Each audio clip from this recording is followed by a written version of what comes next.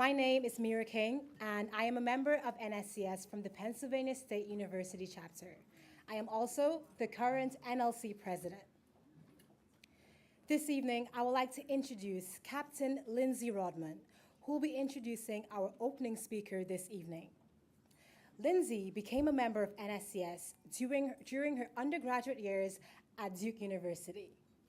After Duke, she attended Harvard, where she earned a law degree and a master's degree in public policy.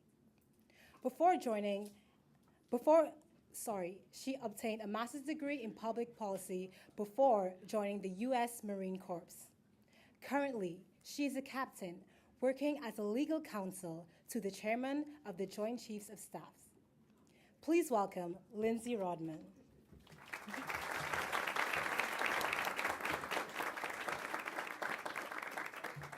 Thank you so much. It is my great honor to join you this evening for this event and actually to introduce your next incredible speaker. While I was serving as president and before I ever dreamed about putting on a uniform, I had the great honor to meet the former chairman of the Joint Chiefs of Staff, Admiral William Crowe, when he was serving as the chair of the NSCS Honorary Board of Directors.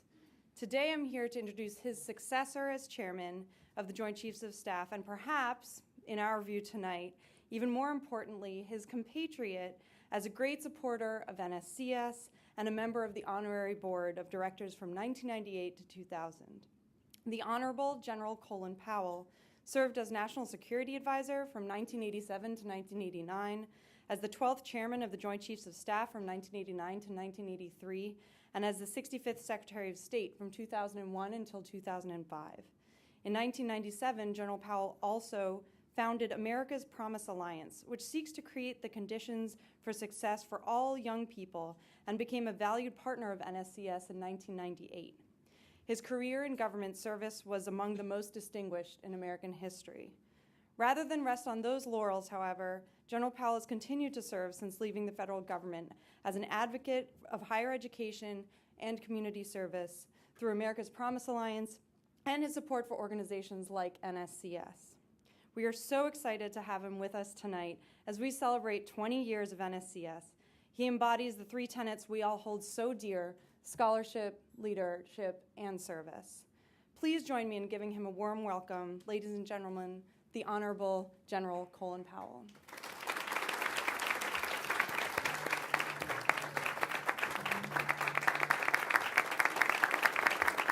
Thank you, Captain Rodman. Thank you very much. Thank you. Thank you. Thank you very much, Captain Rodman. And good evening, ladies and gentlemen. It's a great pleasure to be here for a few moments. I'm on my way to another dinner. It's one of those nights in Washington when you have two dinners in a row and a torrential thunderstorm keeping you from doing either one. But it's a great pleasure to be with you. I remember fondly my predecessor and beloved friend, Bill Crowe, who I knew for a long time, and when he approached me to serve as a member of the Honorary Board of Regents of this great organization, I said I was delighted, and did for a couple of years before I had to go back into government, and they made me give up everything in order to serve my country in a new way. But I said to Bill at the time, you sure you want me? You know, these kids, young people, leaders to be, all have minimum of 3.4 average, and they're in the upper 20%. I missed both indicators. My average in high school was 78. My average coming out of college, as I like to joke, was not bad because they took my ROTC grades and rolled them into my overall grade point average, which brought me up to 2.0. And they said, you know, get him out of here. The Army will take him and we'll never see him again, and that'll be the end of that. And now I'm considered one of the greatest sons the City College of New York has ever had. And I talk to youngsters all the time, and what I say to them, you know, is it shouldn't have happened. It wasn't supposed to happen. There was no way any kid like me, immigrant parents living in Harlem in the South Bronx, should have been able to do this, but I was able to do it because of the great country that we live in, and because I came along at a time when the country was changing. I essentially entered college in 1954 when the Board of Education, Brown versus Board of Education, Topeka versus Board of Education, you know the law I'm talking about, was, the Supreme Court said, no, the separate but equal is not equal, and that was the end of that. But it took another 8 years before that really became widespread throughout the country. And then when I went into the Army in 1958, it was the beginning of a new era in the Army. The last segregated unit was finally shut down about 1954 or 55. And so I was in a new generation of officers who entered the most socially progressive organization in America, the Armed Forces of the United States, simply because they said, integrate, right, you got it, no problem. And that's what we did. And I still remember at the very beginning, and I'm telling you this story because I tell it to kids everywhere, at the very beginning, what I was told by my leaders, not in these exact words, but this was the tone they gave us. Lieutenant Powell, we don't care if you're black, white, blue, green, yellow. We don't want to hear any stories about your immigrant parents or your hard upbringing in the South Bronx. No Horatio Alger stories. We don't have time for that. The only thing we care about is performance. And if you perform well, you move up. And if you have the potential to move up, you'll move up. And we know you didn't go to West Point or VMI or Citadel. VMI Citadel I couldn't get into when I entered college because they were still segregated. And so this is not ancient history for me. This is my life. And I did what they told me to, and I worked hard. And what I tell youngsters now, it's not where you start in life, it's what you do with life, which will determine where you end up in life and what you succeed at doing in life. You're a very unique group of individuals, students here, and those who have been supporting this great organization for its 20-year history, and congratulations on 20 years. But you're already winners. You have high grades. You are going to great schools. You're already in those great schools, and you will come out and be successes in life. And I think that's wonderful. I think it is terrific that we are able to bring young leaders like you through a program like this, expose you to new experiences, but at the same time reinforce the education that you're getting in college. But the one thing I want to let you know is that while you're on a path up, there are a lot of youngsters who are not on a path up. There are a lot of problems in our society that will not be solved by just being at the top. They'll only be solved by you being interested and you caring about your fellow citizens and you caring about those who have not yet benefited from the goodness and the richness and the potential of our society, of the American society.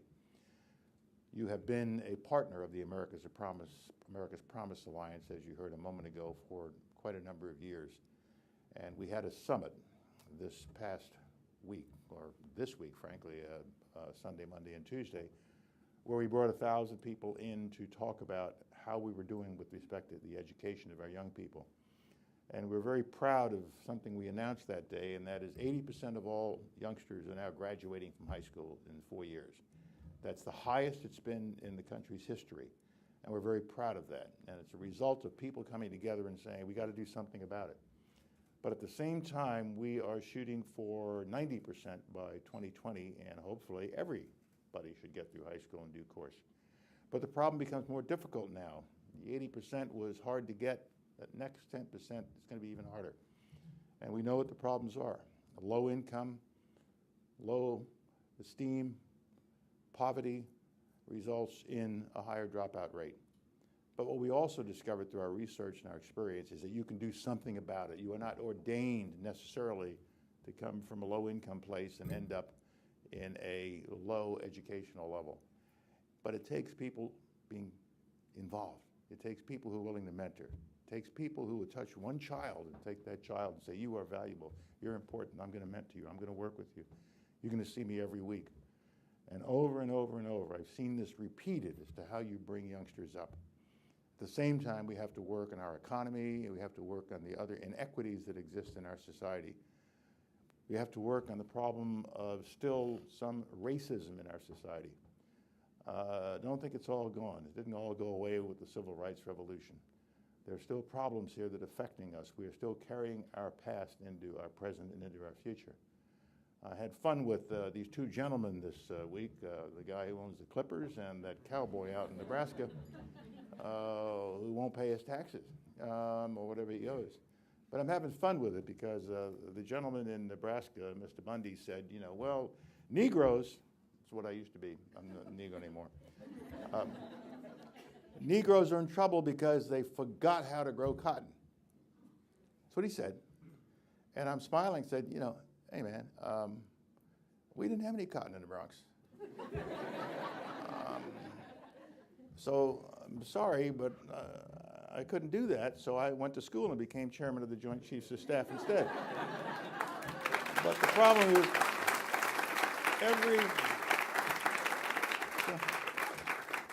every kid ought to believe that when someone's trying to tell him to grow or chop cotton, he's going to say, no, I'm going to get an education and move up. I'm going to do something better. One of the young men that I've come to know very, very well, he's graduating from Georgetown this month, right, Peggy? This month. And he's got a great story. He's a Hispanic kid, Jose Madrid, and he graduated from parochial school in Denver. And he comes from a poor family, lots of kids in the family of low income. And I was watching television one night about 5 years ago, and there was a story about this young man called Jose Madrid. And he was a valedictorian of his class of 82 students, and all 82 were going to go to college out of this parochial school. And they were talking to him, the interviewers were talking to him, and they said, well, this is amazing. You came from this kind of background, you were not a great student, you made it. Not only did you make it, you're going to go to Georgetown, and you're the valedictorian of your class. How? Why? How did it happen? And he simply said, I was never, ever given the opportunity to fail. They kept me in play. I couldn't fail. I wasn't allowed to think about dropping out or not do my very, very best. So I was never given the opportunity to fail. And then he paused for a moment, and he just looked at the camera and he said, and now I have changed the history of my family. Because when he becomes successful after leaving Georgetown and going on to other studies, his children will go another level higher. Because all of our parents want us to do better. But sometimes the family itself, the parents themselves, are not up to the task. If you look at the demographic changes taking place in the United States, more and more adults are not marrying. More and more children are being born out of marriage.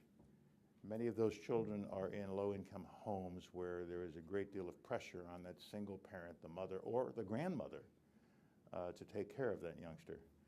And that makes it more difficult for us to get that other 10% if this is the environment in which we are working. I think these social and demographic changes that are taking place are good. We're going to be a minority-majority nation by 2040, where the Asians and African Americans and Hispanic Americans will be over 50% of the population throughout the country, not just in California.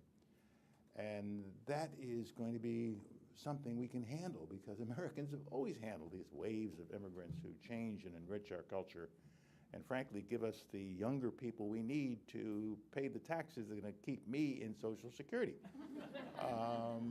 We are refreshed by the immigrants who come to this country. And so it's a wonderful country, but it has challenges.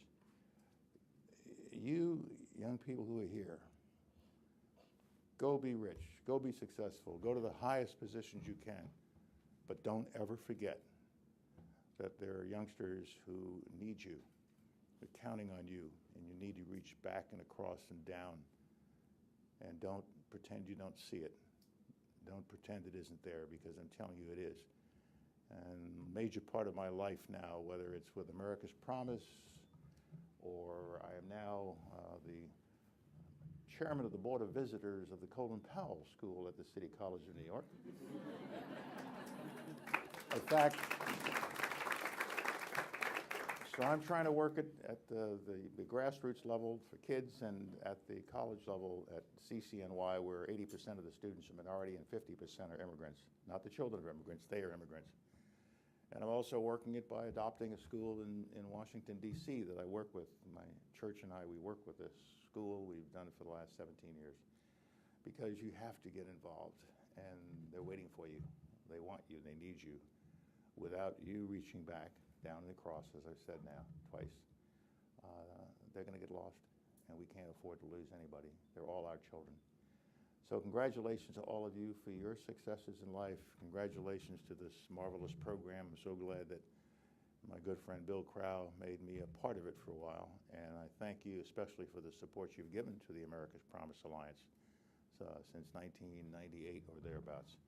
And I want you to have a great evening. There are 19 more speakers after me, so I will now leave. Thank you all very, very much. Have a great evening.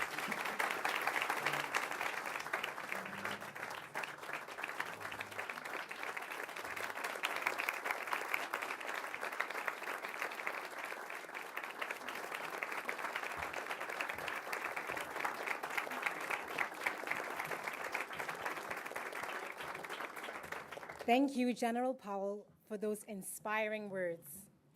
It is now my pleasure to introduce Erin Corrigan-Thomas and Chris Ferguson, student leaders at the George Washington University, with whom Steve first shared his crazy idea with over a lasagna dinner. Joining them is Laura Taducci Downs, founding chapter advisor at the George Washington University, and Katrina Lindman, current chapter president at GW University. Please welcome them to the podium.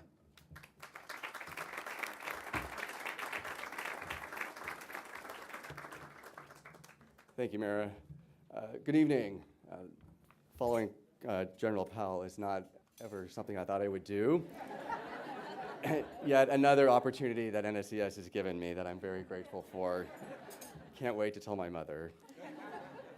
My name is Chris Ferguson, and with my dear friend Erin Corrigan, we were the two students that Steve invited to the auspicious and now infamous lasagna dinner. Just the fact that Steve was cooking made it a historic event. As most of you know, Steve's not a cook, and in the 25 years, almost 25 years that I've known Steve, I think it's the only meal that I've known that he's actually prepared. So that in and of itself made it a special evening. And for those of you who don't know, Steve thought his oven was actually extra storage. And so he had an overflowing file cabinet, and he thought, well, you know, I'll use my oven for these extra files and the extra papers. And he actually had to clean them out in order to bake the lasagna. So I'm not going to speak to you about the quality of the meal tonight, because to be honest, I really don't remember much about the meal. But I'll never forget the conversation that we had that evening. It was on that night, on November 11th, 1993, that Steve shared with Erin and me his idea to start an honor society for college freshmen and sophomores. Steve had dedicated his career to working with college students in general and first-year students in particular. And first, as the director of new student orientation at George Washington University, and then as director of campus activities, Steve knew the value to students and to their schools when they got involved in their campus communities early in their college experience. He knew that by joining campus organizations, students had an opportunity to connect to the university, but more importantly, to connect to each other, to form the relationships and the communities that would sustain and nurture them throughout their college experience, forming lifelong friendships, and creating for them a home away from home. The earlier students did this in their college experience, the more successful they would be at college and more likely to graduate. So Steve also knew that students added value to a school as soon as they entered the college campus, as soon as they stepped foot on a college campus. That's why orientation was so important to him. And he knew that every student brought with them a potential, him or her a potential to do something significant at that school and to have a significant experience. But he saw that too many schools didn't create opportunities for first and second year students to have leadership opportunities. So all of these experiences led Steve to ask a series of questions to us that evening. He asked us, why should students have to wait until the end of their college experience to be recognized for their achievement and to assume leadership roles? What would happen to a student's development if he or she were recognized in the first or second year of her academic achievement and then given an opportunity to develop leadership skills by being an officer in an organization that was dedicated specifically to first and second year students? He went on to further ask, what would happen not only to the student, but to the campus? And what would happen not only to the campus, but to the community that these students found themselves in? Then he asked Erin and me, what if there was an organization, an honor society, specifically for first and second year students? He wanted to know what Erin and I thought was possible and invited us to imagine with him the positive difference that such an organization could make. We spent the rest of the night answering those questions, and we were discussing, it was so exciting that Aaron and I wanted to help and do whatever we could to make his vision a reality. I don't remember if it was Aaron's idea or if Steve came up with it, but eventually as we talked, we realized and agreed that community service would be a unique opportunity for students not only to give back to their communities, but to develop leadership skills. And so from that initial conversation over lasagna came the 3 pillars of NSCS, scholarship, leadership, and service. They took shape. By the end of the night, Steve had fully articulated his vision for his new organization. It would be an honor society that recognized and encouraged academic achievement among first and second year students and developed leadership skills through community service. So here we are 20 years later, a little less hair, a little more wrinkles, and we're celebrating NSCS's success. Over 350 chapters, thousands of scholarships awarded, 1 million lifetime members, and not to mention the millions of hours of community service conducted in the different cities across this country. Knowing Steve the way we did, neither Aaron nor I had any doubts that he would make his vision a reality. What we didn't know, what we couldn't know, was how tremendously successful he and NSCS would be, and what a positive impact it would have on so many, many people. At the early induction ceremonies, we emphasized the value of service by reminding students of Martin Luther King Jr.'s quote, "Everyone can be great because everyone can serve." I believe that NSCS is great because it's given all of us an opportunity to be of service. And with that, I'd like to ask my beautiful friend and last date, Laura Tuducci, to the podium.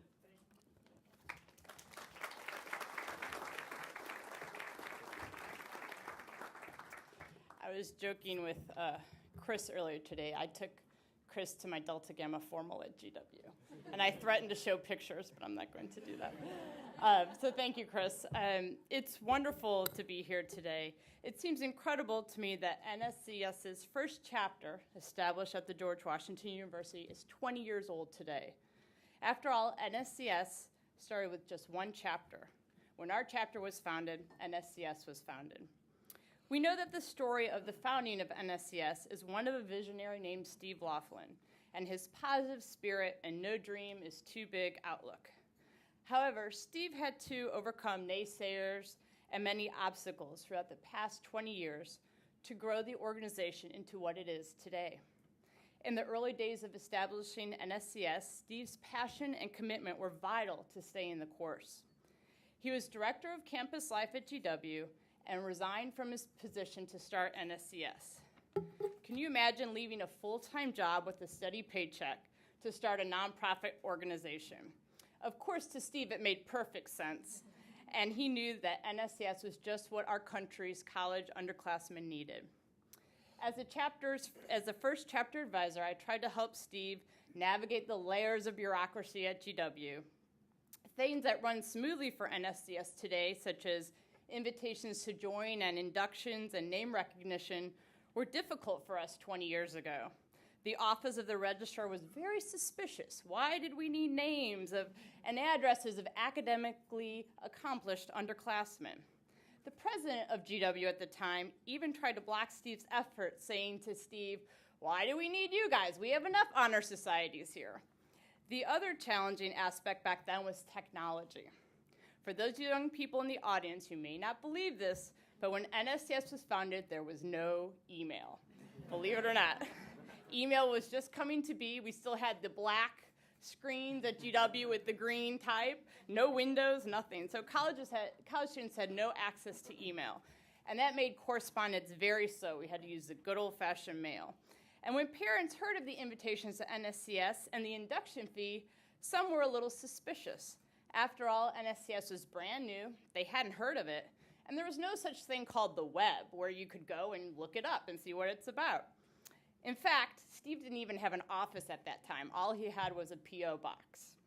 So we've come a long way. Our first induction was small, held in a small meeting room at the Student Union at GW. However, the NSCS ideals of scholarship, leadership, and service resonated with GW students, and the chapter grew quickly.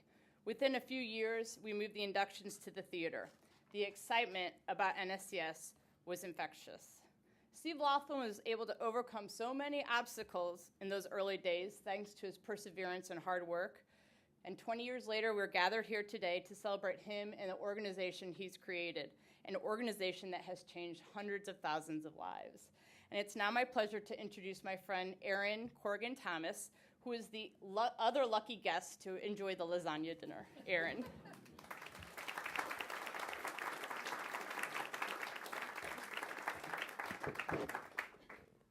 Good evening. It's so nice to be here today. My mother had a favorite saying, bloom where you are planted now.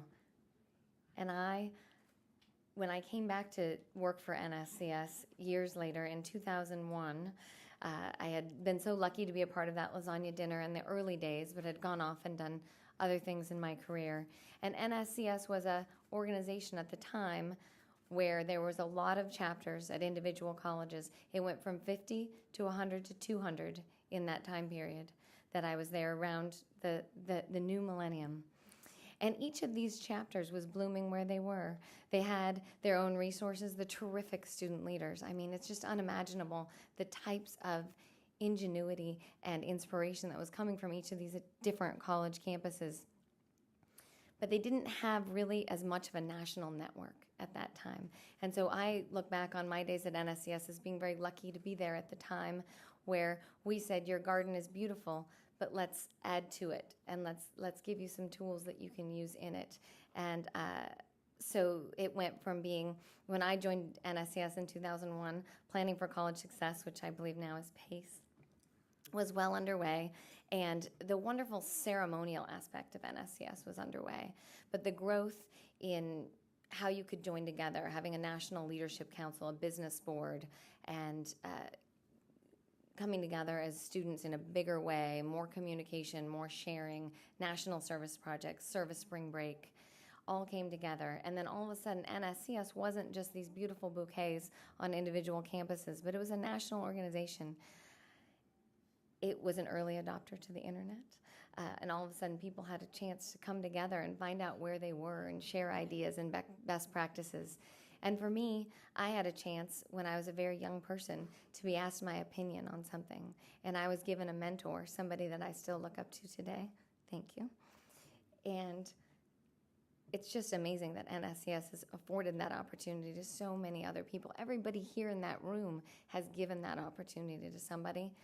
And we should continue to pay it forward. That's the beauty of year 20. It's just the beginning. There's so much more to do, and I'm lucky to be here to introduce tonight somebody who is also celebrating a 20-year anniversary on their college campus, the George Washington University campus, Founders Day. Instead of being in the auditorium as it was supposed to be, there was a scramble because, as you know, on college campuses, sometimes room reservations get mixed up, and it was changed to a different room, and the induction happened, and now we have the 20th chapter president here tonight. Katrina will get to tell you a little bit more about the reality of NSCS today. It jumped from 1 to 2 to 9 to 50 to 100 to 200 to closing in on 400 now to 1 million members. But really what it's all about is Katrina and the students like her who are doing the service. So welcome.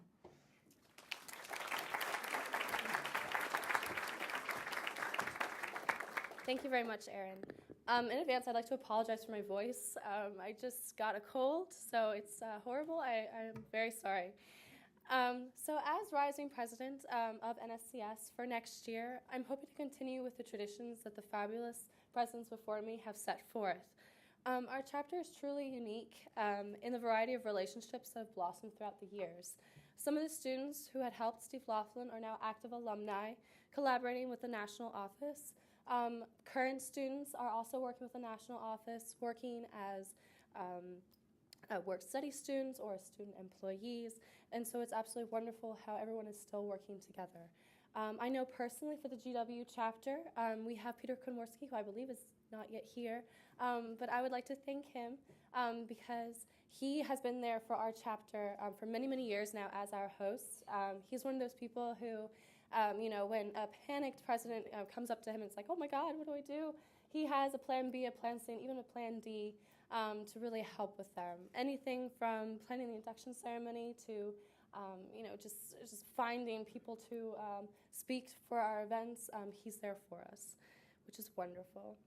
In the most recent years, the GW chapter has taken the organization's pillars of leadership and service really to heart. We've had some absolutely amazing events at our chapter, one of which is March to College, which is an amazing event that we have where we invite high schoolers, local high schoolers, to come to our chapter university and see what the college life and experience can be like. This past March, we had it at the University of Maryland. GW was originally supposed to host it, but then it was moved, and so they were gracious enough to host it. I was on e-board, and so I got to help a little bit with figuring out what the events would be. And it was absolutely great to see all the young students, learn about, what is the process of applying to college, what are some interesting things that you do in college, like DC life in general. And they really learned a lot in a very fun but educational way, which is wonderful. I do have some hopes in my coming semester of continuing that relationship between our members and the local youth. For instance, there's a new nonprofit organization, WISE, which is Women and Youth Supporting Each Other, which is a national female mentorship program organization, that hopes to empower young women by providing resources and support. They will be creating their chapter at GW this coming fall, which is amazing. And so that would be one of the things I would highly try to get the female members of NSCS to definitely apply to and to work with. Another local nonprofit organization that desperately needs help is Brain Food, which is close to my heart because I am pre-med unless I'm interested in nutrition and stuff like that. This organization aims at teaching youth important life skills such as how to cook for themselves and for their families. And at the same time, it's a way to keep these students off of the streets and doing something productive after school. And so they always need young people who are looking to change the community, which is something I know NSCS members really want to do, which is wonderful. Another amazing event that we had was actually just this past Sunday, which was a TED-style seminar, which was Success in Service, Life After the Peace Corps. And this was, again, very inspiring. We had a panel of different Peace Corps members who ranged from a gentleman who had volunteered in Senegal for 4 years, developing a universal bed net distribution protocol to further the Stomping Out Malaria in Africa, which is the Peace Corps' Africa-wide malaria prevention program, to a young woman who actually started up a entirely new text message system in Nicaragua to send out sexual and reproductive health information to the youth. So I'm definitely striving to get a lot more of these types of events coming to our chapter.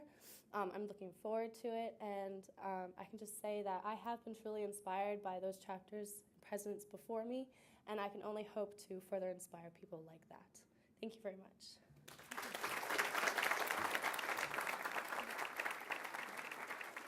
At this time, we'd like to welcome to the podium Ms. Marilyn Gibbs-Watson, President and Chief Operating Officer here at NSCS.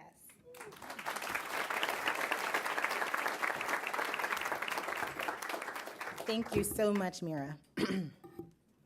Well, good evening, everyone. And I'd like to say everyone is looking amazingly gorgeous today, so give yourselves a round of applause.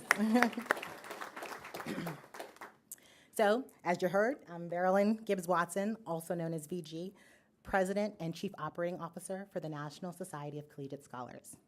I'm so thrilled to announce this evening that thanks to the generosity of our donors, as well as that of our founders-level sponsors, RST Marketing and YMC, we have raised over $5,000 towards our scholarships goal. It gets better. So I'm even more thrilled to say that this means that we will officially be able to make available more than $1 million in scholarships to our members this fiscal year.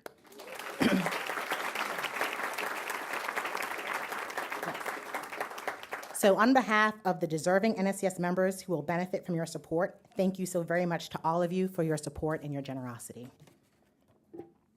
Now, speaking of generosity, in my role at NSCS, not only do I have the honor of serving our members who, of course, matter most, but I also have the great fortune of working alongside our founder, Steve Laughlin, a man whose generosity of spirit and true belief that nothing is ever impossible, serves as a constant example and inspiration to us all. From the very beginning of planning the celebration, Steve wanted to be sure it focused on two things. Number one, our members, from the very first to the millionth and beyond.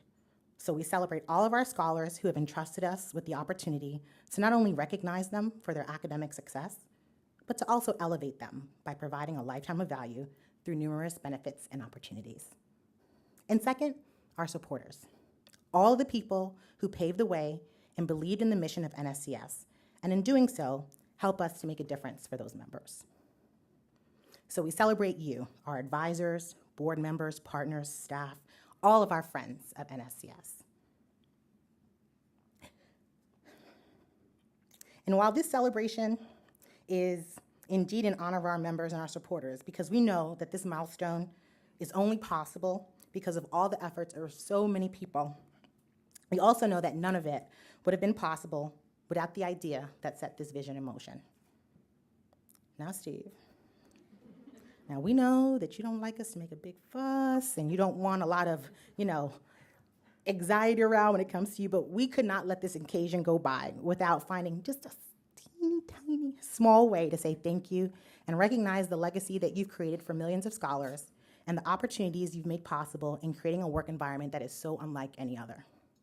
Plus, it's Founders Day, so we're hoping you'll cut us a little bit of slack. They say China is the traditional gift for our 20th anniversary. So on the 20th anniversary and 20th Founders Day of the National Society of Collegiate Scholars, on behalf of the members and the supporters of NSCS, we would like to present you with a small token. Now, we promise, we looked for the smallest, non-fussiest, yet commemorative thing we could find. So we found a very modest china plate. I mean, if you look at it, it's really more of a saucer than a plate, okay? And don't worry, you don't have to come up here. Jeannie's gonna bring it over to you, and then she's gonna make sure it gets back to the office, so we took care of all the details. But without further delay, we present to you this humble token of our appreciation, inscribed with the 20th anniversary logo, and also the following heartfelt sentiment that each and every one of us share. Thank you for teaching us to never say never.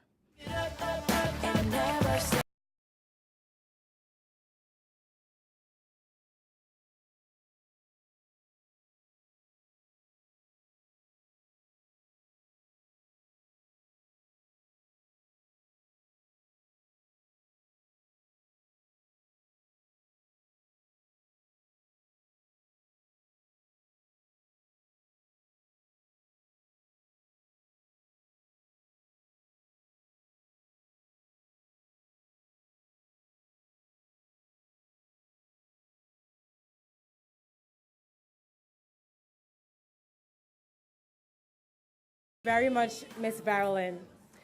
I hope that everyone is having a wonderful time thus far. Right now, we'll be having the dinner segment of our evening, so please enjoy your meals. Ladies and gentlemen, I hope that everyone is enjoying their meal. But right now, we would like to proceed into the second segment of tonight's program. So it has been an absolute honor and pleasure to serve as your 2013-2014 NLC president. Now, when I think about what this board and this organization means to me, sometimes, it's overwhelming to articulate and express exactly how I feel and the impacts of this organization on my life and on the lives of members. So right now, I would like to invite to the stage Mr. Dave Jose, who's also an NLC member from Providence College. An NSCS member from Providence College. He was also an NLC president from 2006 to 2007. We would also like to acknowledge two NLC members who are here with us. They are past NLC members, Dan Horgan and Lindsay Rodman.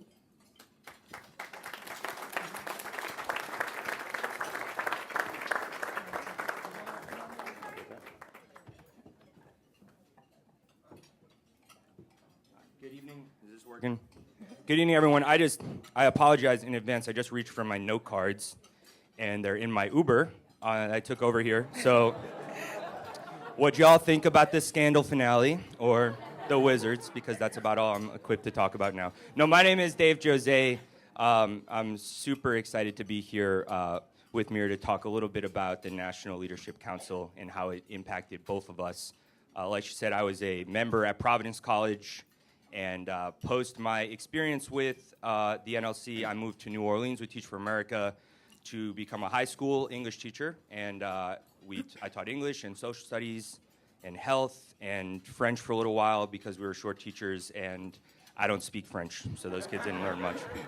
But I'm super excited to be here. Right now, I'm in D.C. I'm a part of America's Promise Alliance and the Grad Nation movement, and really excited to be here. So before we really talk, I thought, Mira, maybe you could tell us a little bit about like what the NLC is, because I'm not sure everyone knows. Absolutely, and this is a question that I get all the time whenever I meet a new member and I say, oh, I'm a member of the NLC. They're always like, oh, what do you guys do again? So it's a pretty common question, and I always joke around and I say, we're the reason why NSCS is so successful. And I say that because really this board is such a special opportunity for a selected number of students to serve as an advisory board to the staff members at the headquarters. And I really haven't seen many other honor societies that really has a board similar to this. So we're on this current board, it's 6 of us. We go to different universities across the country. We have special skills in different areas. It's really a dynamic board to be a part of, and it has been such an excellent experience. The kind of things we do really is advise the national office on best practices that will best benefit members. I mean, what better way to find out what members want than by asking the members? I remember when I was first elected as president last year, like a couple days after, I got this email saying, oh, what partnerships would you like? Amazon was on there, Pandora was on there, different clothes stores was on there. I was tempted to say, can we have all of them? You know, so it's really a wonderful opportunity to actually have a say in this organization and actually have our ideas as students taken into consideration and life be given to our ideas. So then would you also, David, would you like to tell us about your experience on the NLC? Sure. So, I mean, I remember the first day that I was the president of the NLC. I was on the phone with one of the truly amazing adult mentors I've had the opportunity to work with through NSCS, Amy Shopcorn. Are you here, Amy? Yeah, give it up for Amy. She's awesome. She's awesome. And Amy said to me the first time ever, she said, so Dave, like, what do you think? What do you think? I mean, just thinking about that question, what do you think? Is it rising senior in college, and this National Honor Society, this national organization was telling me, like, what do you think that we need to focus on? And, you know, I was really tremendously lucky to be surrounded by just phenomenal members on our council, and we chose to focus on integrity, really, like, laser focus on integrity. What does it mean? How does it impact college life just academically, socially? Like, what does integrity mean? And we spent most of our year really exploring the definition of integrity and how it impacted our members. And I know that I used the word integrity. I used what we talked about with integrity. I used the little I man, that's integrity. I used it in my classroom. It impacted me profoundly, and I know it impacted our members. And that was just one of the things we did. And I just remember feeling like important, but also like feeling really humbled by this idea that we were representing all of these members who had viable interest in what we were doing. But that's what we did in 2007. Mira, what are you guys doing now? We're taking over the world. Really, we're doing so much, and it's so interesting to see the evolution of the NLC over the years, especially with the impacts on social media. With the opening of Twitter, of Facebook, all these things, we've had the opportunity to have the 1 million at our finger click. It's been so incredible to interact with them over Facebook. This year, our board, our tagline is bringing national local.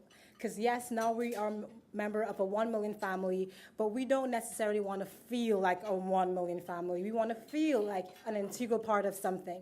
So we've reworked very hard to make sure that chapters are integrated and connected with each other and can really share ideas and share initiatives. And we've done that really by having a lot of competitions that has encouraged chapters collaborating, for instance, and different competitions on social media.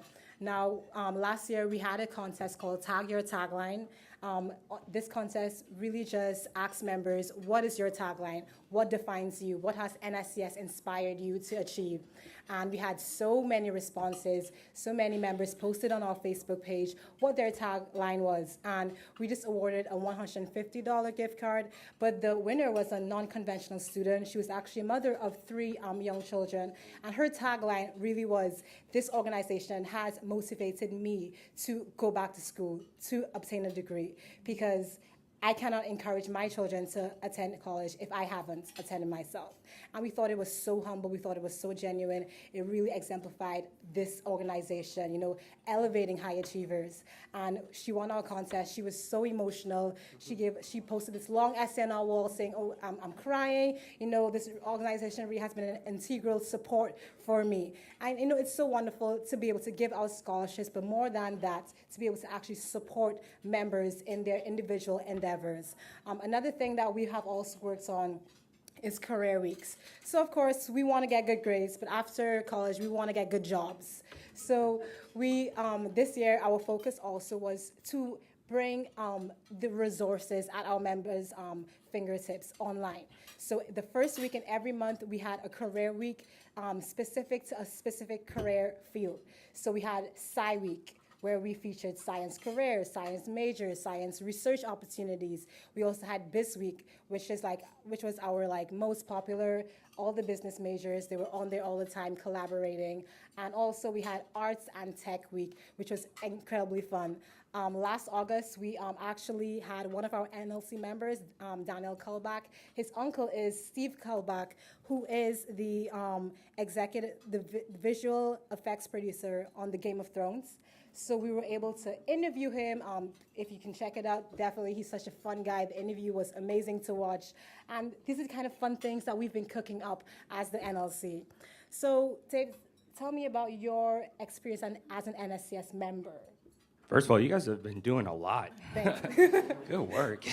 No, and I think what Mira said, and I think what's really powerful is that, you know, even as NLC members, we are first and foremost NSCS members. And if this was an ABC Family movie, I could tell you the exact moment where I was when I opened the envelope to find out I got into NSCS. But it's not ABC Family, and I was a college freshman trying to collect as many free T-shirts as possible. And so I don't know where I was, but I do remember how I felt when I sat in our induction ceremony with this real powerful onus to do something with this acknowledgement, to do something with this idea that leadership comes from service. And the most powerful part of my membership was serving the middle school in our community, in our Planning for College Success program. It changed my life. I was probably headed down here to be a professional basketball player, and instead I went to New Orleans and I became a teacher, and it changed my whole perception on everything. And so I credit NSCS for really, honestly, truly, grounding in me and in my messaging to youth, even today, that leadership, true leadership, requires meaningful and collaborative service. And so I'm really honored by my membership first and foremost in NSCS. What did it mean to you when you found out? Oh, absolutely. I think my hook was definitely at my induction ceremony, where my member engagements, coordinator Marie was there, and also we were so fortunate to have Steve present at our induction ceremony. So I'm just a new inductee sitting down, checking it out, seeing what's in this for me. And during Steve's address, he mentioned the NLC, and he mentioned the opportunities with that.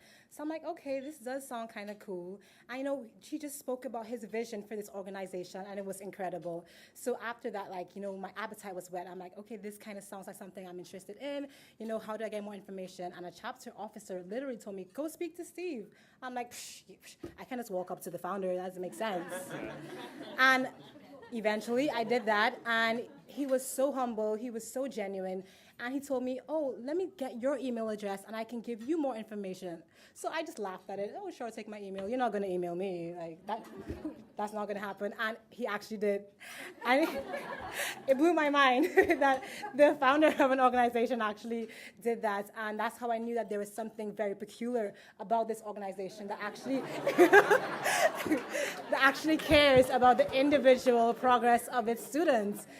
So my particular chapter has been phenomenal in service. Recently, we had a program called Harmony that helps autistic children and NSCS students are the ones that have had this. Our community really has applauded this organization for what we've done in Penn State. And I know across the country, different NSCS chapters are really changing their communities. So, Steve, on behalf of the entire NLC, we would like to give you a heartfelt thank you. Thank you so much for really thinking about us, thinking about our future. You were not in college when you created this for us. And we're so, so very thankful. Thank you, and would you like to add? Yeah, I just would. What do I want to add? How can I follow that? First of all, can we just say, Mira's amazing, right? Can we give her a round of applause? She's amazing. She's amazing. But honestly and truly, quickly, Steve, I'm proud to know you, to have been mentored by you, to call you a friend, and also to know that your dream and your following of your dream is an inspiration for me and an inspiration I use when I talk to youth across the country about the power of dreams and the power of service and the power of passion. So thanks, Steve, on behalf of all of us. We want to give you thank you. I'd also like to give you a hug, if that's cool with you. So you can come up and give Mira and I a hug. Thank you, guys.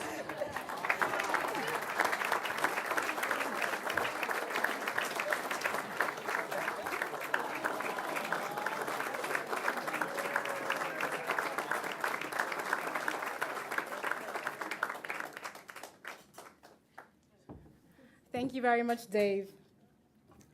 It is now my great pleasure to introduce this evening's keynote speaker, Mr. Michael Robbins.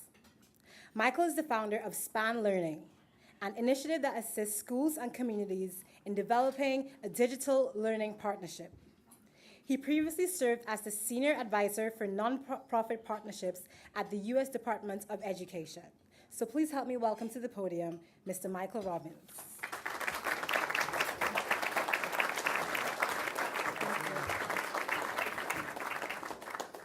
Thanks so much, Mira. I knew I was going to have to speak after General Powell. I didn't realize I was going to have to speak after you and Dave.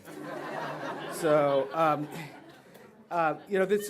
when I was talking to one of my friends about tonight and explained, the order of things, he said, aren't you nervous about going after General Powell? I said, I'm actually more nervous about speaking in front of my wife.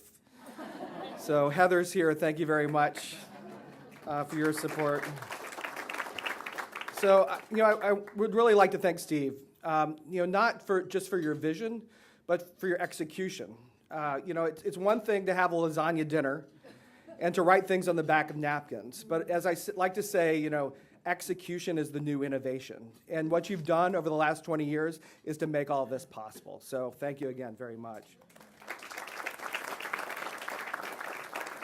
So I'd also like to recognize, she doesn't know I'm going to do this, but she's over there in the corner, my former colleague at the U.S. Department of Education, Dr. Martha Cantor. Would you stand up, please?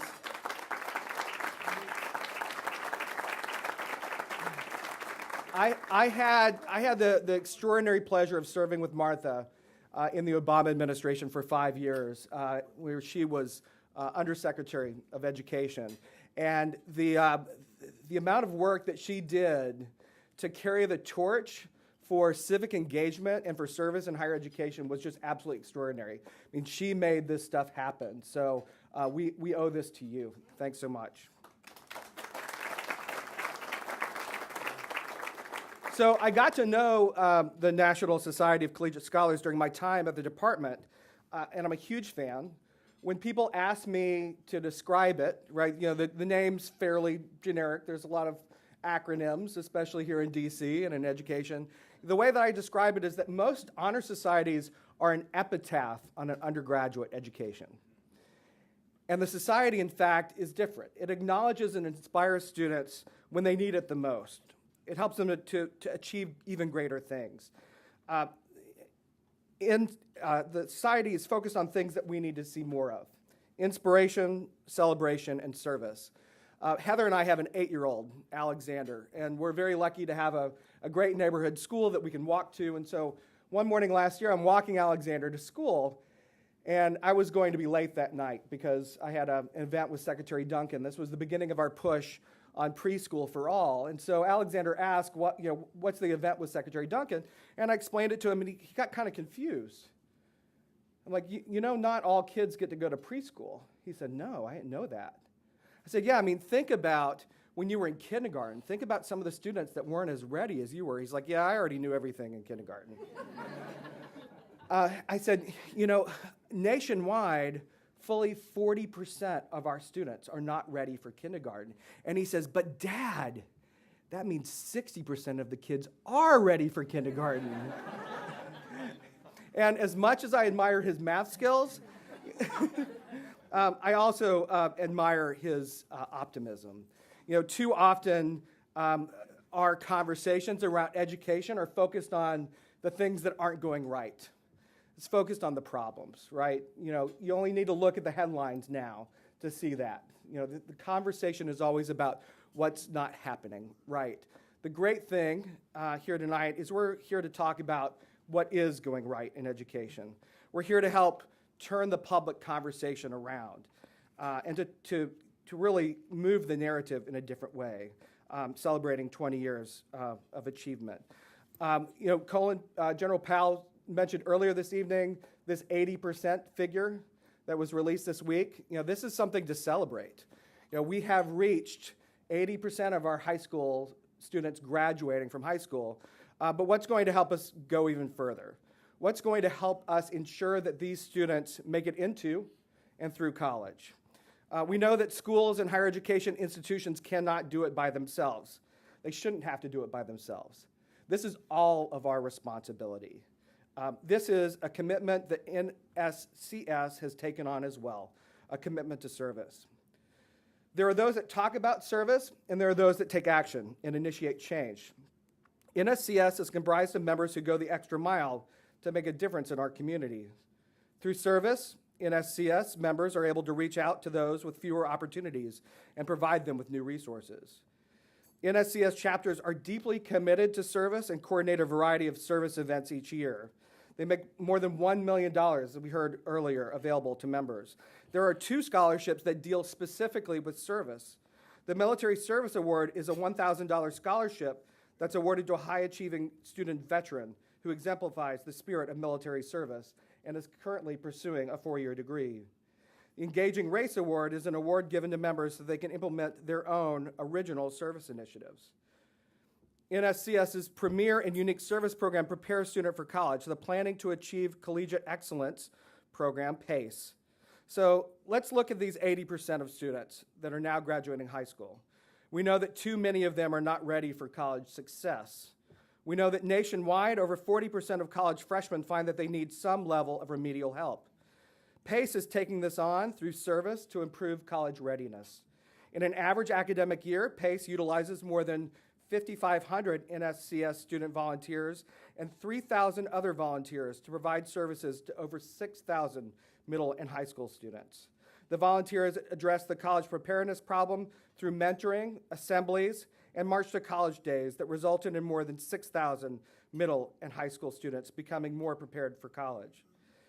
As we look to the future of these service initiatives, I'd like to offer some ideas about what next. Where can we go from here? We're seeing unprecedented investment in education technology. It is driving transformation across the country. This is an inflection point in education. This can be more than just trading textbooks for tablets. It really can change the way that schools and families and community partners work together to drive student engagement and learning.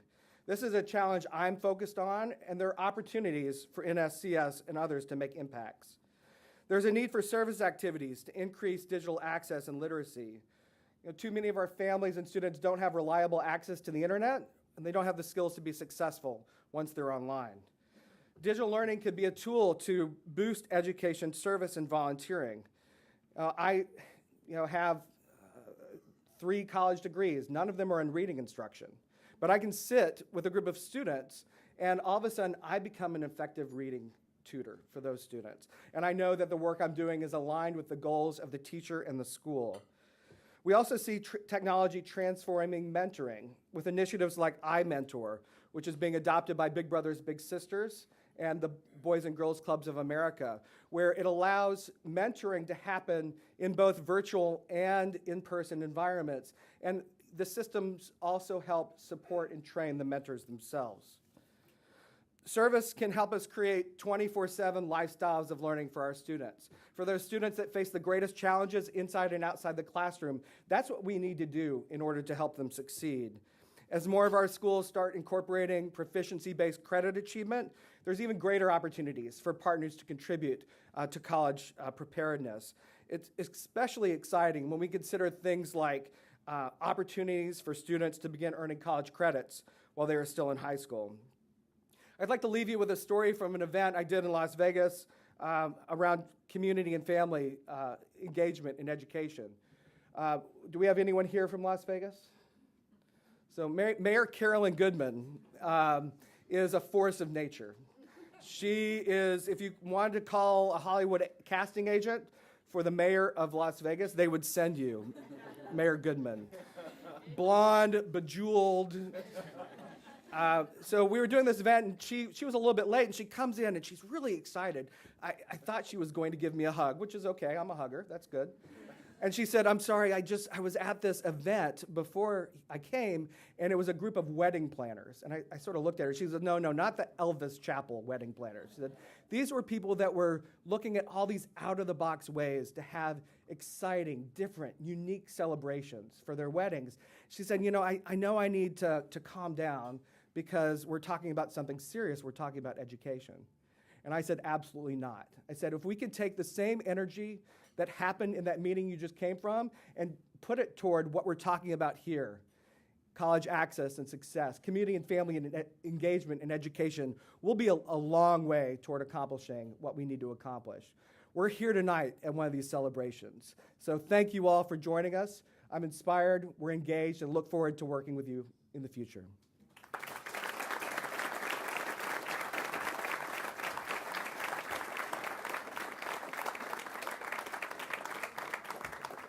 Thank you very much, Mr. Michael Robbins.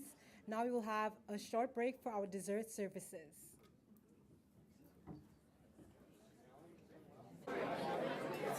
As we all finish our dessert, we'd like to move on to our few final speakers for the evening. At this moment, I would like to welcome to the stage Ms. Mary Z. Ashlock, the founding chair of the NSCS Board of Directors, and Mr. Jeff Summer, the current chair.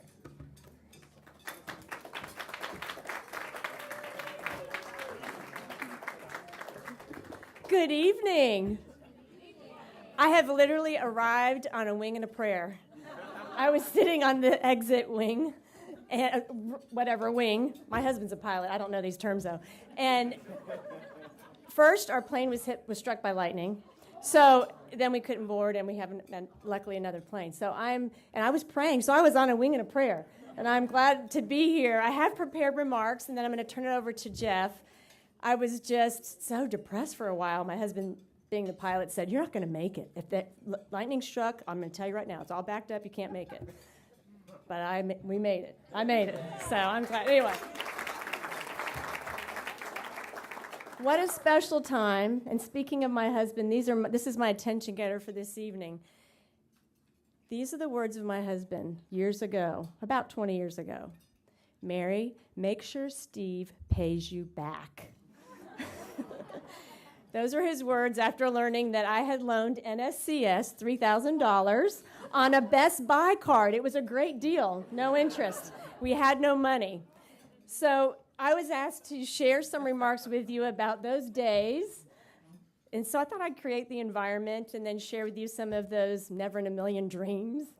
And then transition into a few things that'll transition into Jeff talking about where the board is now and where all, as we've heard this evening, where we are currently. So to set the stage, as you've heard many different stories, we gathered together, and as board members, and I need to acknowledge some former ones too, and then Jeff, we talked about Jeff can acknowledge some of the current ones who are here. I'd like them to stand. Ralph Johnson, please stand, past board member. We have Gary Cook, past board member. Bill Ziegler. He took over after me and made everything right. And then we have Chris Ferguson. Where's Chris? Chris, stand up. I believe that's all we have here, but that's okay. We're in good hands with everyone. So to set the stage, I thought by the way, my area is communication. It may not seem as though it is, but I teach. I was a business consultant for many years, and then I returned to teaching in higher ed 8 years ago. So as a professor, I certainly share with people that nonverbal communication, as again you may know, is where it's at as far as trying to decipher what something really is. So in setting the stage for what all of us did, we would look at one another and make these facial remarks, especially when Steve would say things, okay, we now have a chapter at George Washington University. We're going to have a couple more this year. We say, okay, all right, that was good. And then Steve would go on with different ideas, and that's the never in a million years idea. I'll get to in a minute. And we had all these facial expressions. And so all these things were going on. So as I transitioned to that, though, you've probably heard the stories, again, that we were signing things, stuffing things, and I think that brought us closer together. And I have images in my mind sitting on my back deck in Columbia, South Carolina, where I lived at the time, and we would literally look up at the clouds and brainstorm about what we were doing, and we had Krispy Kreme donuts, and everyone slept at my house as well. So you need to know that because we were talking about all of you to come and trying to set the foundation. In addition to that, we did have strategic planning, and thanks to Steve, we got some things in order. So then the Never in a Million Dreams began when Steve started saying, well, let's go and expand across the United States. That's when the facial expressions continued. You know, and so we're going to do this, and we're going to do this, and then someday we're going to do community colleges, and then, high school. And what? Wait a minute. So logistically, we're trying to operationalize the whole thing, and those are our duties, right?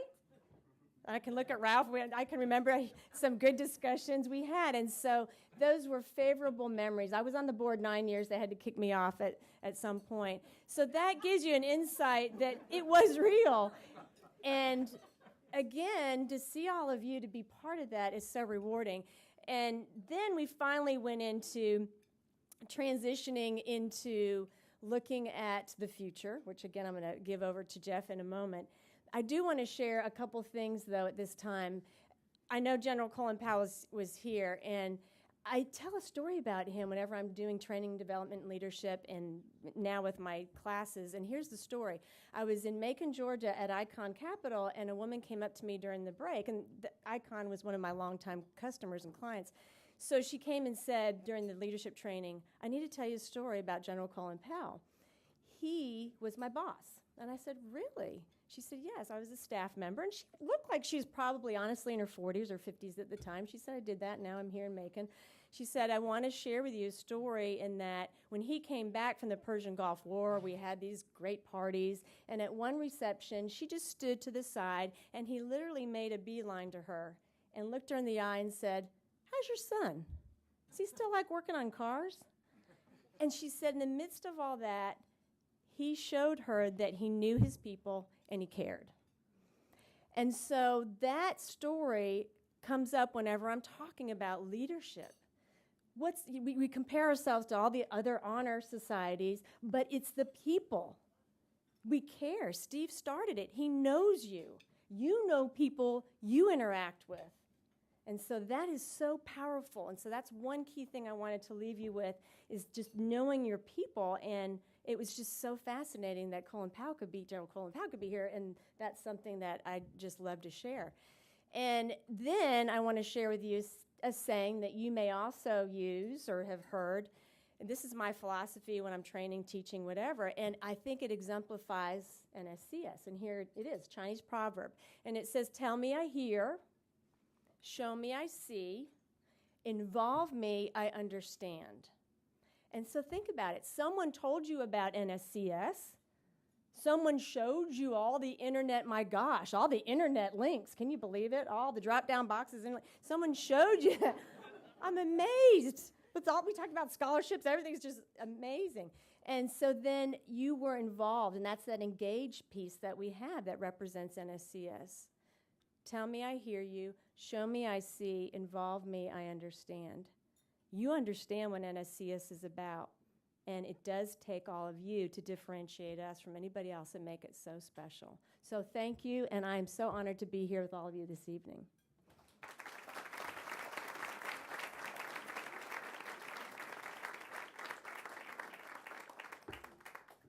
Of course, I get to follow all the speakers tonight, and then Mary, who's highly engaging. You're funny, and we did get to work together.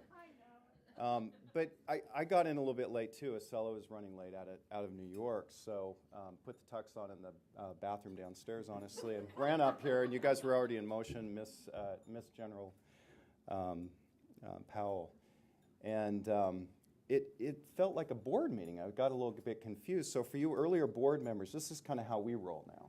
You know, we usually dress this way. Stacy's usually dressed in full, regalia. And the flowers look familiar, right, guys? Yeah.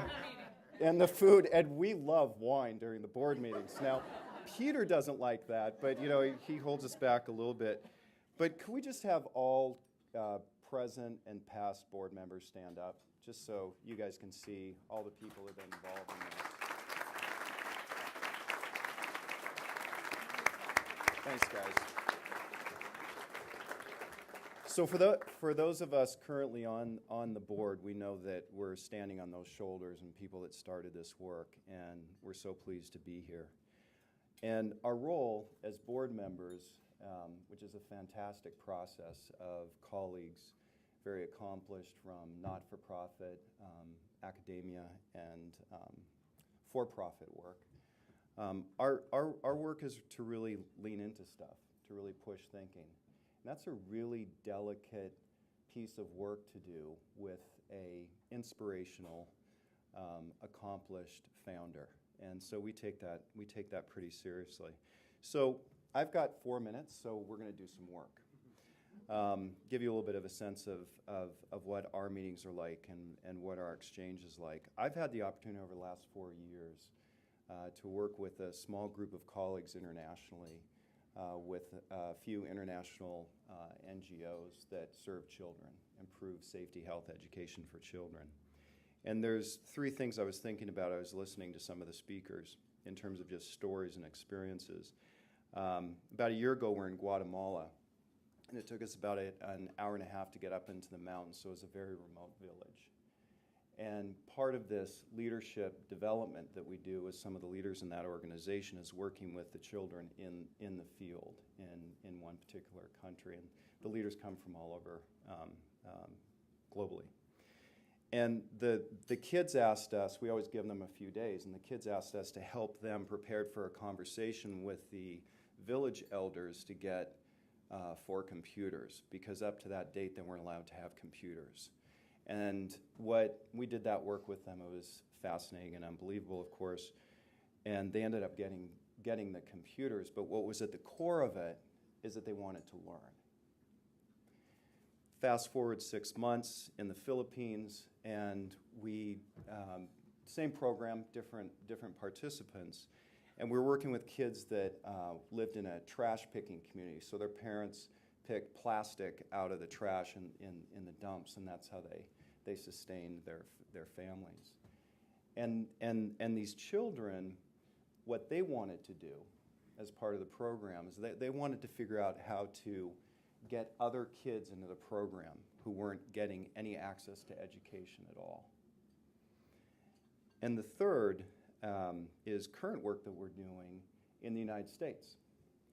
And that work is with a program that serves children on the border of Mexico and Texas, immigrant children in the Dakotas, Native American children, and in Mississippi, where there's probably some of the most historically intractable poverty in the United States. And when you interface with these kids who have so little, as I flippantly lose phone after phone, month after month, all they want to do is learn.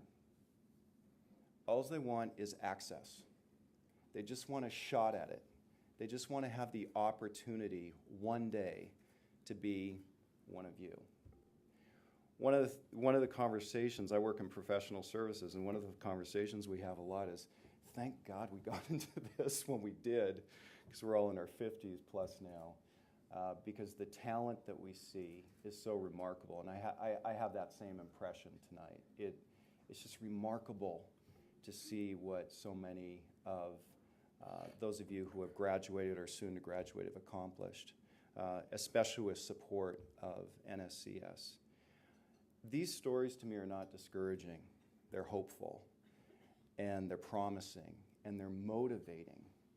Because when you see what a person could do with an idea, we're now sitting here in what's probably, I think, Bill, you're saying, probably one of the most beautiful rooms in Washington, D.C., so thank you, NSCS, for that.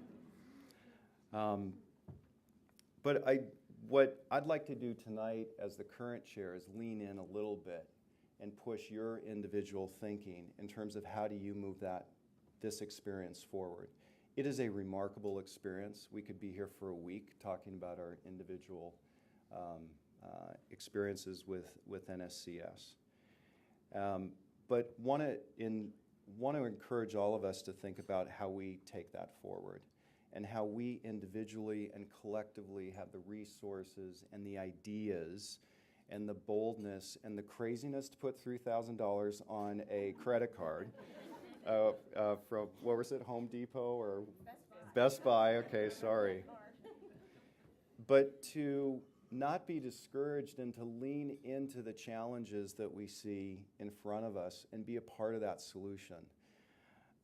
I have to say there's something very odd about getting to this point of your career. It goes remarkably fast. And the only reason you care about it is because you're having so much fun. And it's incredibly encouraging to see the motivation and the inspiration and the talent that all of you have. And that's why we, as colleagues on the board, past and present, feel honored to be a part of this with you. So thank you for that. I promised Steve, I freaked him out a little bit because at break I told him I'm just going to go up there for 5 minutes to talk about you. Because he doesn't like that very much. And I appreciate that. I hate the birthday when they all sing and that kind of thing. But this is a remarkable celebration. It's a remarkable milestone. It happened through intent and grist. And it's also a foundation to do great, great things moving forward. So, Mary, first, thank you for being the founding board chair. A number of previous board chairs in the room and board members. And our intention and our commitment to Steve, Verilyn, and the organization is to continue to lean in and find opportunities to push this forward. So thank you for the opportunity and congratulations on your success.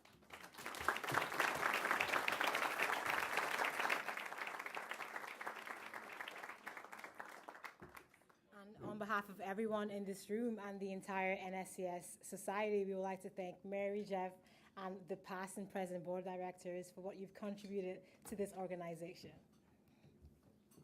At this moment, we would like to invite Mr. Dan Horgan to the stage. He is the former NLC Vice President of Community Service, and also he's the founder of the NSCS chapter at Robert Morris University.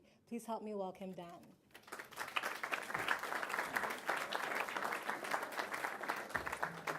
Thank you so much. I have to say I'm sitting here throughout the night and just incredibly humbled to be here. And when I think back over the many, many years to when I founded the chapter at Robert Morris, when I had the privilege to be a part of the NLC, and I think, if my memory serves me correctly, that Mary actually led a communications training, which I still have in my, no joke, leadership box that I carry around with me.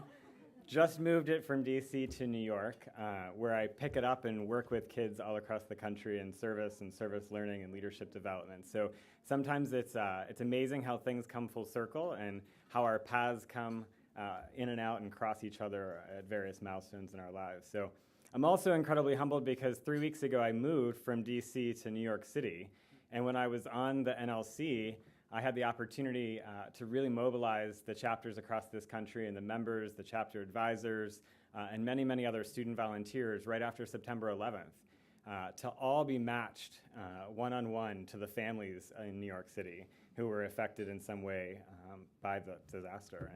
And so it's just humbling as I think about where I'm living now and where I am and sitting here and being in the honor of Steve and all of the amazing people and leaders who have made NSCS what it is. So with that, I was asked to read for you a recent blog post that I had posted entitled Let's Be Crazy, which I think is incredibly appropriate given tonight's theme. Hunter Hayes sings the words, "I don't want good, and I don't want good enough. I don't want easy, I want crazy." These words made me pause and consider when I had last taken a big, bold step away from the status quo. When I let my passion uncontrollably surface through my words and actions without filtering or fearing the consequences of my authenticity being on display. It makes me sad how often we starve the world of our stories and give power to an inner voice that disregards our own potential. We let the judgment of others reproduce in our minds, suffocating our dreams and blinding us to the vision that is our purpose. When we're crazy, though, we disregard it all.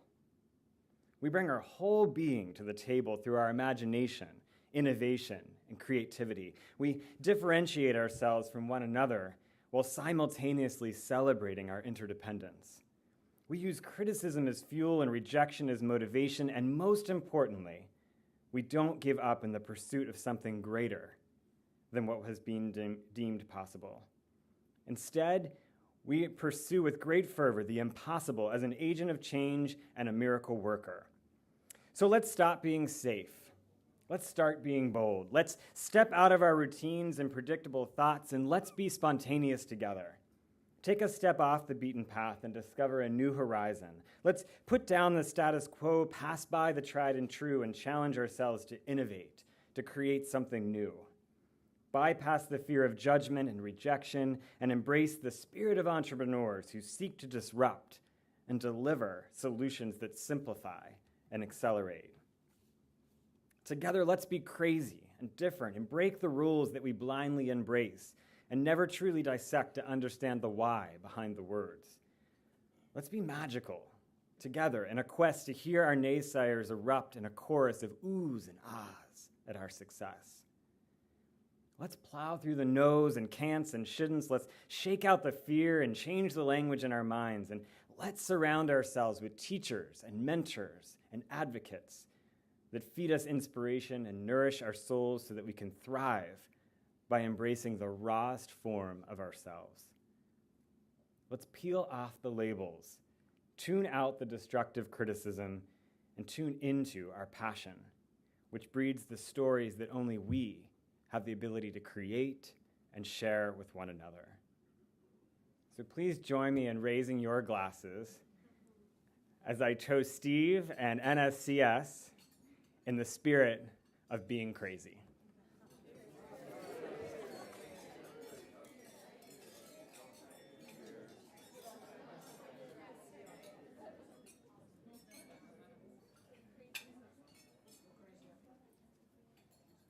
A round of applause for Dan, please. Thank you.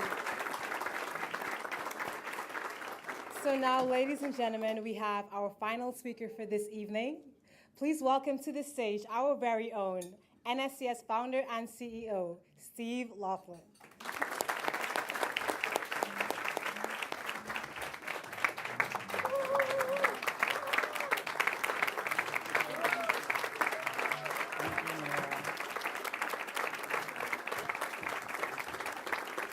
Thank you so much. Thank you so much. I could say this is like one of the best nights ever for me because this room is very safe. This is a safe place for me. Would you agree? This is a safe place? But this is also a nightmare for me because I am telling you the truth. Like, I feel like when I look around here, it's like some sort of homecoming. There's so many people here who've been such a big part of NSCS and our history. And I mentioned to Verilyn that I thought a good idea for my presentation tonight was to go around to every table from the podium and just say exactly what I appreciate about what you bring and what you've brought and what we're doing with NSCS. And then she said, you have 5 minutes.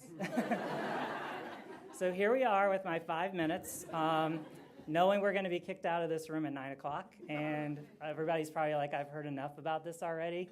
We are celebrating 20 years, and let's move on to 20 years in one day. Let's get out of here. So I think for me, the best thing about these opportunities is to remind me that we haven't done enough. And I think about 20 years ago when we had our very first induction, it's a really true statement that, and Aaron mentioned this, it was a very chaotic experience because we got there for the first induction, the room wasn't ready, it was double booked, it was just one big problem. And I felt this sense of discouragement, or at least a tad, as we walked into the room, just because it was already not going right. And it just seemed like, how could this happen? We planned so hard for this. And then everyone started milling into the room, and you started seeing the excitement that people had, the parents who came, the grandparents who were there. And then all of that room mess just kind of went away because it was like, all right, this is what we're doing this for. It's not about the logistics. It's about the fact that we're honoring people for doing something that most of their classmates couldn't do. And I get asked all the time, you wouldn't believe how much I get asked, why did you start NSCS? Why did you start NSCS? I hear it all the time. And I think about it often because I realize doing well in college is really hard. And there's a big conversation now that goes on continuously, particularly in the entrepreneur community. Like, do you really need college? Is college really that significant or that important? And then I look at the people that we get to work with, and I see the things that they do on their campuses and the way that they make a difference and the way that I think college becomes a foundation. And what we have the privilege of doing through NSCS is saying, welcome to an organization that wants to recognize you for doing something that 80% of your classmates couldn't accomplish. And now that we've recognized you for that, it's time to go out there and do something with it to make a difference. And I love what Dave had to say because it's true. Like, you know, with leadership, there's this responsibility for service. And I think we have a big opportunity, and sometimes I forget about it because it's like, and I know there's a story that Paul Himmelfarb over there reminds me of when he called me to congratulate us on the 1 millionth member. And I was like, Paul, that was like 20 minutes ago. We're like 1 million and something else now. Like, we have the million and we're moving and marching forward. We have places to go, things to do. It's definitely a milestone, and tonight's a milestone. And when I think about 20 years, there's been a lot of learning. There's been a lot of mistakes. There's definitely been a lot of times that it was kind of scary. But I think what happened more than anything is we've all come together. And if you just think about yourself as an individual and you think for a minute or two about what it is that you've done to support the organization, it's because of that that we actually exist today. And the tables are interestingly grouped. You know, we've got like NLC people and advisors and board partners, past staff. And I think what happens sometimes in the process is people don't know. You get siloed a little bit. You don't know what the other group is doing or how the other group is making a difference. And we've tried really hard to always try to bring people together because it takes all of us doing whatever it is we do to make NSCS amazing. And so one of the things that I wanted to do, because I think we have these conversations about member engagement a lot in the office because it's the most important role. It's why we exist. Member engagement team members are out there doing probably what I wish I could be doing every day. They're on the campuses, they're actually working with the student leaders, they're planning and plotting and figuring out how can that chapter be successful. I love that.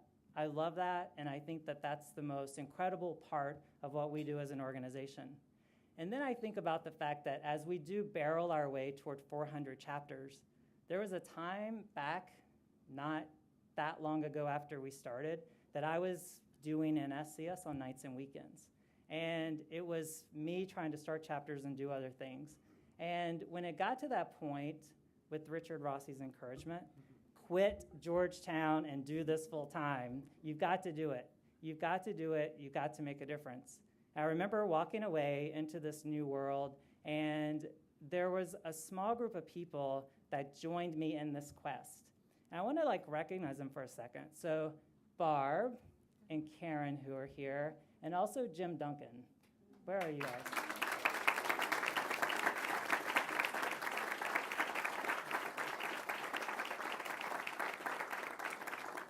So I won't go to every table, but I will mention them because they took a chance along with me. It's like there is nothing really that exists here right now except for 9 chapters of NSCS.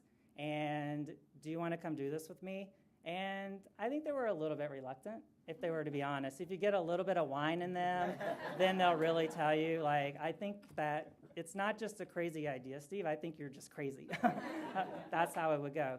But I think we got together, we mobilized, we worked really hard, and we grew that number to 43 chapters. And then you started realizing that the potential is definitely there. And then we sort of staffed up a little bit more, and then the next level came in with Diane and Eileen and others to say, yes, like we can really do this in the chapter development stages of this. And then we had a bad year. And the bad year was really scary, and Bill Ziegler over here will say, yes, it was. He was the board chair, and he did not want a bad year on his watch. That was I do not want that to happen. And I think what I learned that year was you can actually do amazing things if you come together and you look at the problem and then you decide to solve it. And I have to thank Amy for joining me in this because we really solved a problem. And what Bill told me would take 5 years to fix, Amy and I were high-fiving when we not only fixed it within a year, but we exceeded far more than we anticipated. Those are the stories that I love about NSCS because it talks about coming together and making things happen. And then coming together tonight is really special because it's nice to know that Karen gets on a plane from Germany to come join us. She probably wins the farthest award. Is there anybody here that came further than Germany to be here tonight? Okay, let's hear it for Karen for doing that.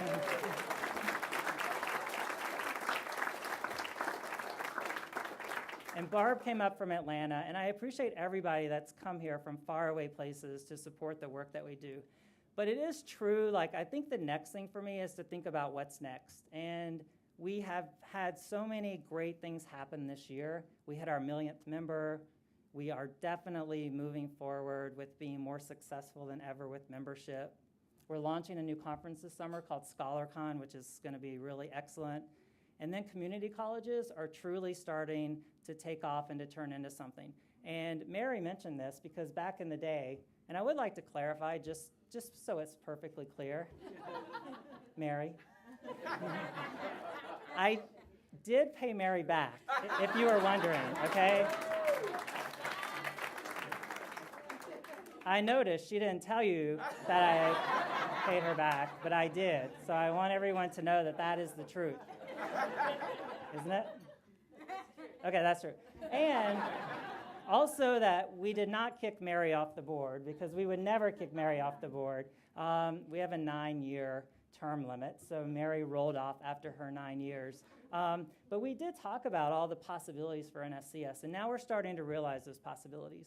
So in the probably 1 more minute that I have, what I would like to have you imagine is when we're gathering in 5 more years to celebrate the 25th anniversary of NSCS, I'd like for us to all kind of put a stake in the ground and say, this is what we're going to see having evolved after 5 years. Because a lot can happen in 5 years. A whole lot can happen in 5 years. And when we come back together, and I already checked, it's a Tuesday night. So I'm not sure about that. But I also went ahead and put in a request for no rain. So let's keep your fingers crossed on that. But besides that, I think you're going to find that we're going to be very present in the community college space. And we're going to be doing exactly what I and others have imagined would happen with community colleges.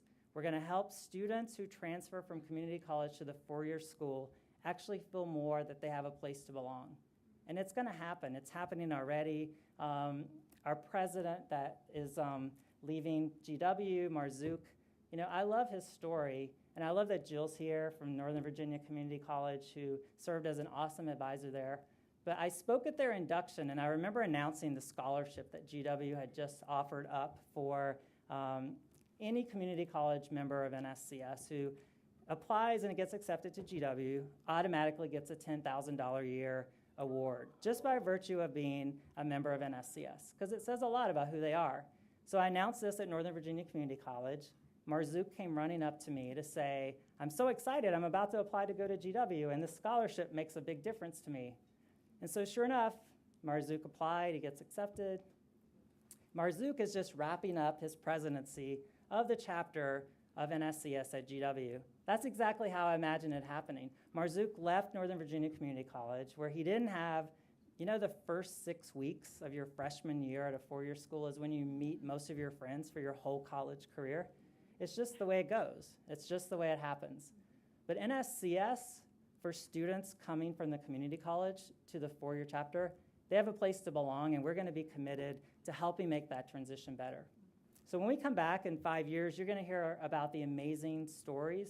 We may have to have two of these, like one to focus on community colleges and one to focus on the four-year. But then there's the high school program that Mary mentioned, and they're freaking out in fear and all that. So we've also been working on that, and I'm excited that Marie's going to step into that role and help us kind of move that program forward. It's going to be awesome.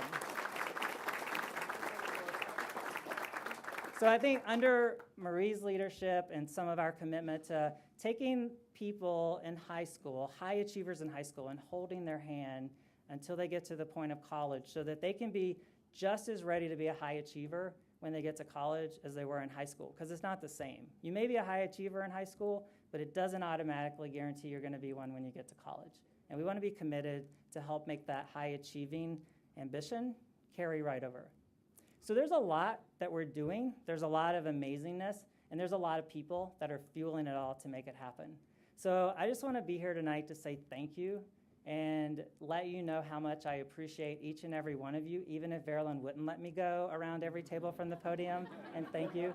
Just thank you so much for making NSCS something in your life, and knowing that, just like Dan talked about, Dan has this book that he's written. Isn't that right, Dan? We're going to help it become a bestseller because we'll promote it to all our million NSCS members, and it'll be awesome. But he was nice enough, I think, to ask me if I would kind of read the draft of the book. And then I read this thing about crazy, and it really stuck with me because I always talk about the crazy idea. And it's just like I mentioned on Facebook earlier today. I said, now that we've made it to the 20th year, it's like trust your crazy idea, but then realize that maybe the idea wasn't so crazy after all.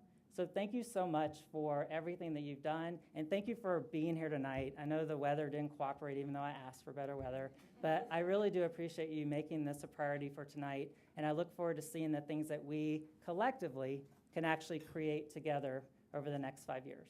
Thank you very much.